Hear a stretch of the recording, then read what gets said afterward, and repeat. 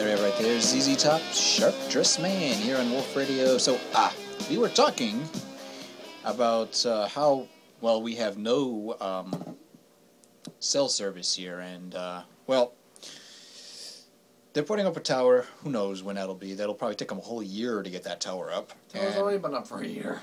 Yeah, well, but there's no equipment there yet. They got a pole. They've got a box.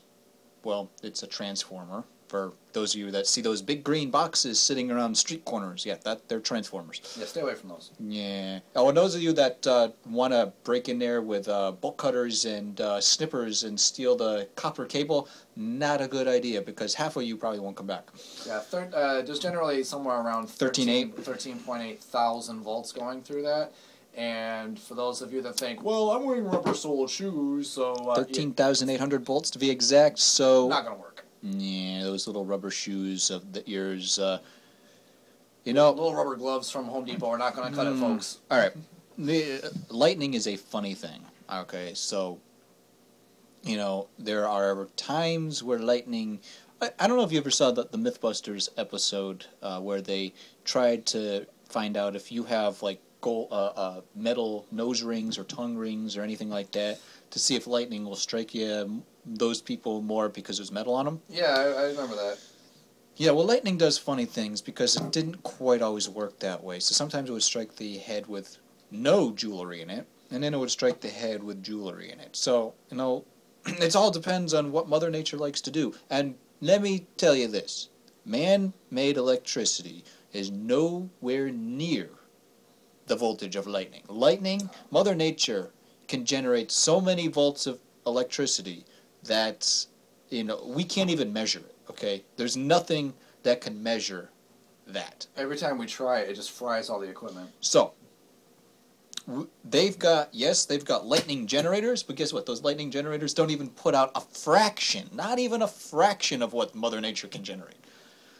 They can generate millions of volts, but Mother Nature has the volts and the amps. Yeah. You are toast. So, there's... Regular or extra crispy? So, yeah. Just don't think because, it survived the lightning generator. Yeah. Well, that may survive that. That'll be nothing. Doesn't mean a thing. So, anyway. Just stay away from Transformers. So what was I getting at? Oh, yeah. Stop slamming your soda can on the desk. All I hear is clunk, clunk, clunk on my headphones. All right. Moving right along. So, yeah, they got the Transformer and they got the pole up. Right. That's it. And it's been since last July. Haven't we gotten far?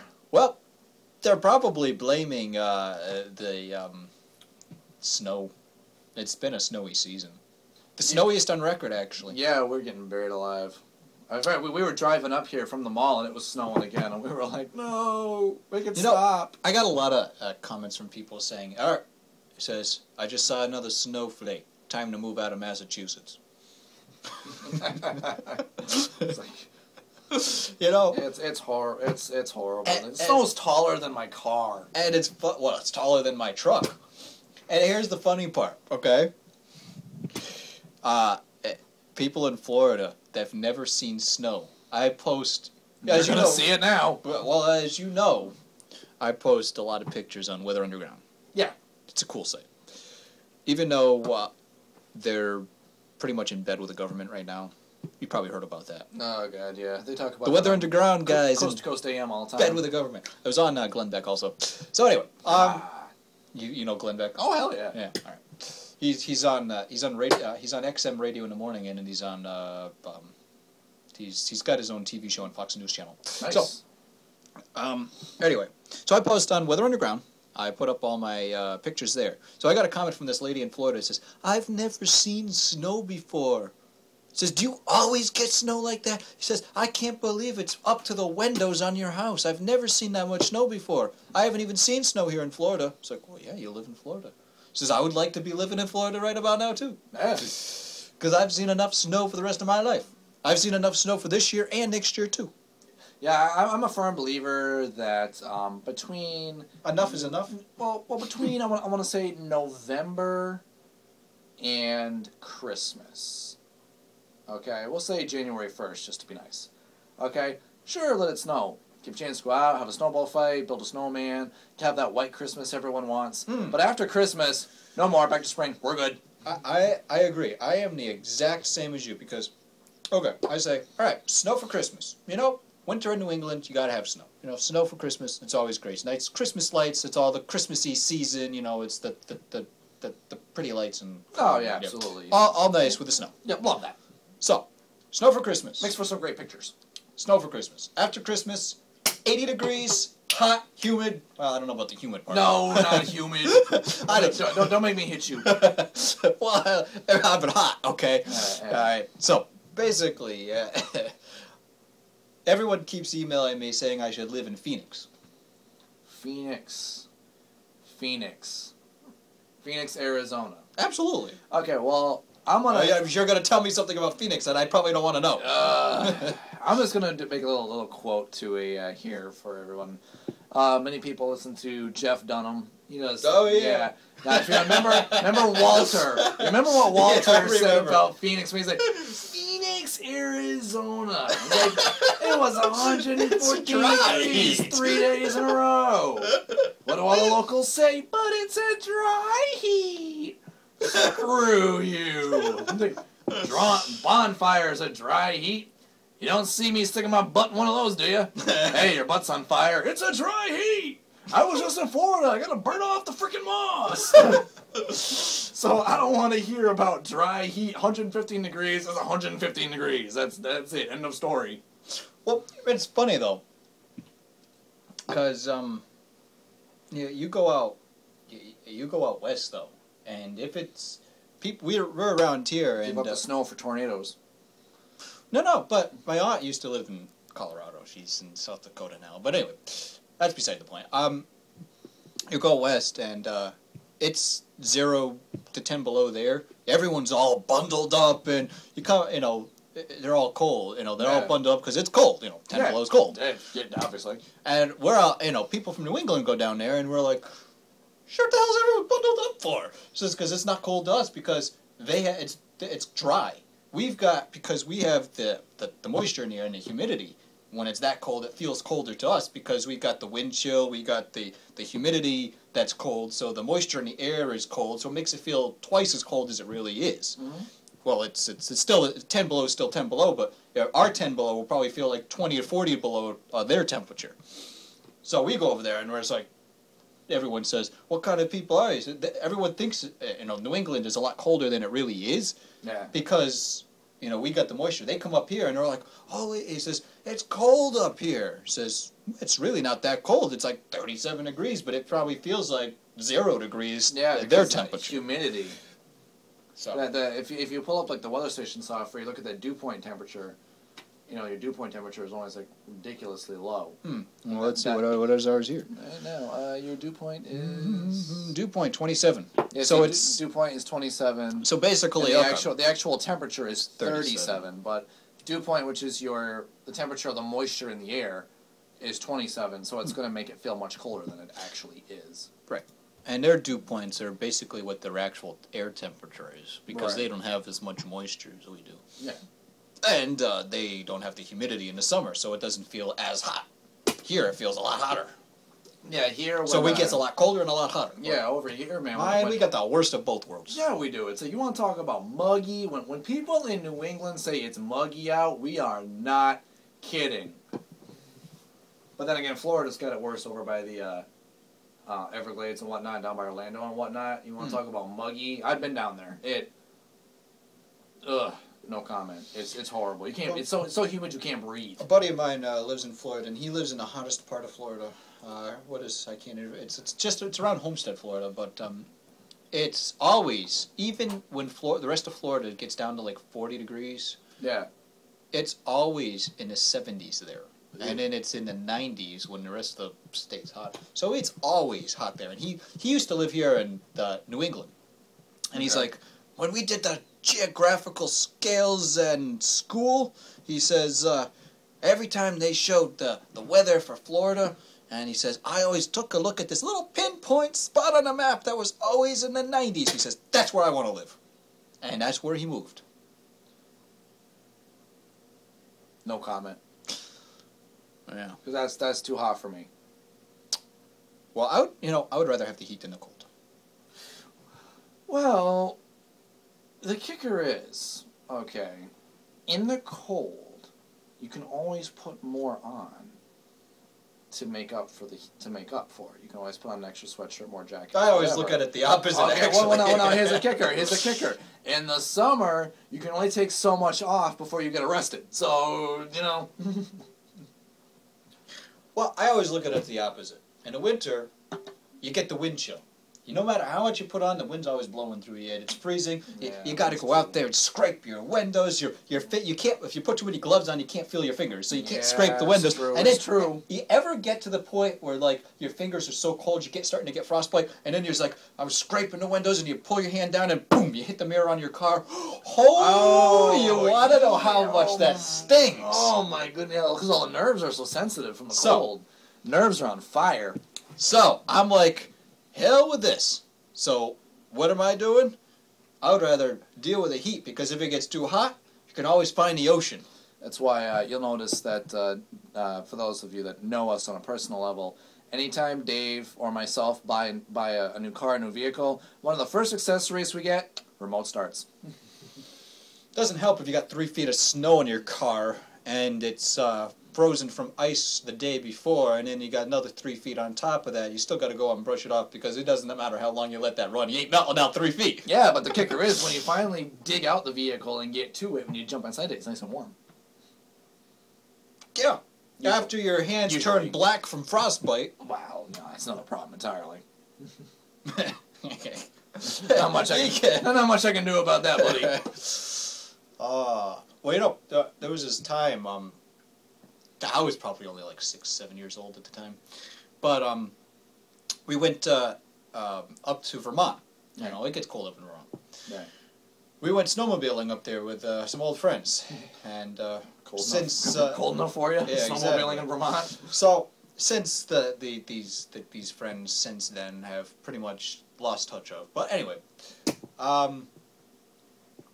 it was like 60 below. This one night, it was one of the coldest nights on record. It got down to like 60 below. Well, I don't know, you've probably never seen pictures, but my father used to have a Chevy Blazer. Probably know the Blazers. Yeah, no, I know Chevrolet Blazer, yeah. He used to snowplow with it, but it got so cold, okay? He opened up the door, and it split the dash in half. How? Because it got so cold. You know how plastic is real brittle when it's cold? Right. So he opens up the door, and just the temperature change, because it was so cold outside and it didn't get that cold inside, the quick temperature change of him opening up the door and the cold rushing in split the dash. Wow. That's how cold it got. And, we found this old snowmobile that we got mechanics and tried to get it running. But it was a fun time. I don't know where it was. Again, like I said, I was only probably 5, 6, 7 years old. I don't even know. All he remembers is the exploding dashboard. I remember that. But I remember, because it was like a log cabin. And the only thing to heat it was like a small log cabin. The only thing to heat it was like a fireplace. But we're all like standing there. The one thing I do remember, and nobody else remembers it, but, what, did you finish your soda already? Yes. Oh. Throw another one in the freezer. So, deja vu, anyone? So, the only thing I remember from this is everyone's like staring at the temperature. They had one of those indoor-outdoor temperatures. It was a mercury one. It was one of the old mercury ones. Mm-hmm. And everyone's like, oh, the thermometer's down to 40 below. And I remember, it's like, that's cool. How does that work? So I followed the mercury wire outside. I'm like, what a crappy install. Because all they did to install the thermometer, they drilled a hole from the inside of the wall, outside, poked the sensor out there, and hung it on the wall. That's how they installed it. Granted, it worked, but... but I think there's better ways to do that. Granted, it worked, but let me just tell you something. Anyone notice there's cold coming through the wall now? I was about to say, anybody feel a draft? Usually, if you're going to do something stupid like that, Can I recommend maybe like, after you run the wire through, maybe a little sealant or something, plug that up some? But I bring that up to my parents now, and they're like, I don't remember that. He says, how do you remember such things like that? Well, let's see, because I remember these technical things, and they have all these other memories that I don't remember. I just remember, say we go to a place, and, everyone's talking, they're like, oh, do you remember meeting so-and-so there? I says, no, I don't remember that, but I remember the cool computer in the corner. and everyone else is all saying, says, they had a computer? It's like, yeah, didn't you see it was whatever the model number was? It's like, yeah, IBM, 8088 or something, Commodore 64. Commodore 64 in the corner. What's that, Vectrex? Yeah. Yeah, which wasn't a computer, was a game system, but still. And everyone goes, huh? Who? What? Get a life. So, yeah. I think the truth is Dave doesn't really remember the thermometers, but just he remembers every time he walked past it, suddenly got cold or cold. Couldn't figure out why. Well, everybody else probably remembered that, and I just figured out why. Yeah. Little aquariums there. We're good. Alright, so what kind of oldies music do you like? Oldies? Because you can start thinking about the next song we're going to play before the break, because we'll be signing off pretty soon. Yeah, because... Third shift over here! Third shift. Well, hey, there's a good... Speaking of third shift, how about night shift? Alright, Commodores. Want to find it? Let's see. See if you can figure out... This IT guru over here can figure out how to run the system. There, throw the phone at me with him. Oh my god, you suck. Yeah, I certainly do. Okay, actually, wait a minute, can we say that on the air? Depends on who's listening. Well, the FCC ain't laughing. Oh my god. Alright, now, you select here. Okay. And now you can type J and search. Jump. I thought it was Q for, Q file. Yeah, Q is after you type what you want to find. Oh, okay. Man, IT, there you go. See? Now you can, click on Manage Mode. Manage Mode, no files are currently queued. Yeah. Queued. Now hit Q. The letter? Or? Nope, just hit Q file right there. Alright, now hit Close. And hit the forward button. Now, down one. Under the little button under that, yeah. Alright, Commodores, Night Shift is up right now on Wolf Radio. As I show Nick how to run the system. We'll be back right after this. There we go, there's the Commodores right there, Night Shift. Nick got a little ahead of himself. Well, someone doesn't tell me when he unmutes the mics. I'm not in control. I'm just sitting next to him. He's got the mixer in front of him, and he's pushing buttons. I'm telling me what he's doing, and all of a sudden, hey, surprise, you're on the air. Wait, what? What? So that's been the DJ Dave show. We got our closing remarks. So, our last closing remarks was from our show, 10 years ago, what we were going to talk about next, and it's taken us 10 years to get there. And guess what? Here we are. Here we are. And since then, we had quite a few changes to talk about. Yeah, we did. Computers have now been upgraded from Windows ME and Windows 2000 to, we bypassed 2 whole operating systems. Yeah, we completely skipped that. We just skipped XP and Vista. We just hop into Windows 7. Which that's, what do you think about Microsoft doing that? What, Windows 7? Well, we all know Vista was completely horrible. Vista, okay. Vista was supposed to be Windows 7. Oh, yeah, we know that, but... Okay, and they screwed that up by halfway through the project starting over and then not extending the date, so... Right, but... Okay, this is what I was getting at, is Microsoft. It was not right for what they did, as far as making you purchase $500 piece of software, which is Windows Vista, and then a year later, releasing 7 and says, oh, guess what? We fixed all your bugs. We fixed everything. But guess what? The humongous service pack. Yeah. The big patch to fix all your problems is going to cost you $500 because guess what? It's a new operating system called Windows 7. Yeah, it's some patch.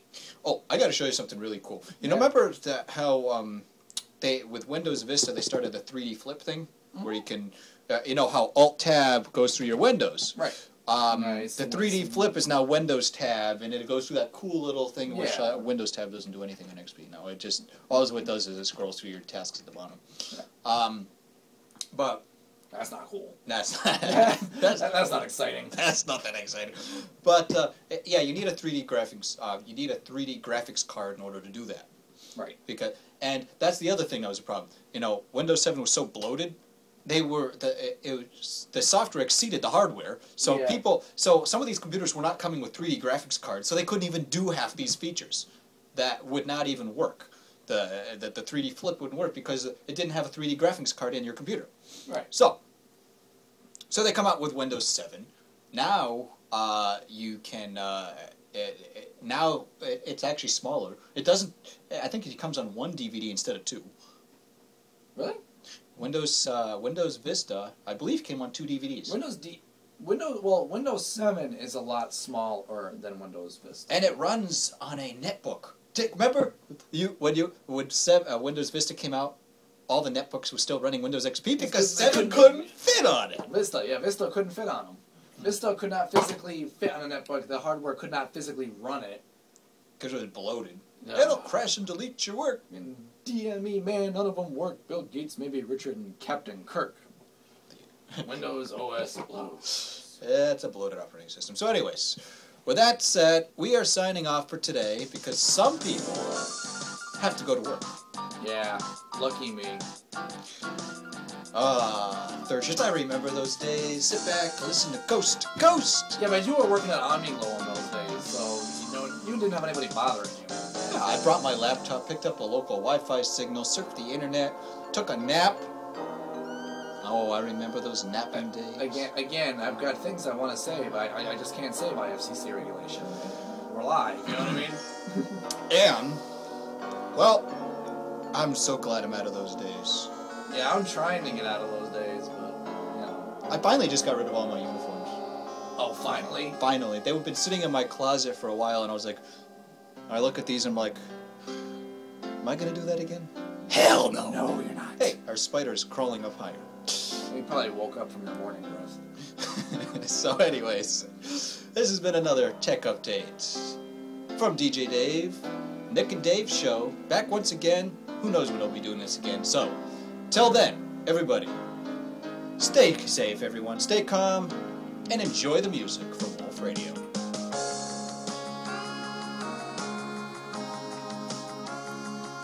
You know, I'm an idiot. I asked you, are we live? What am I plugged into?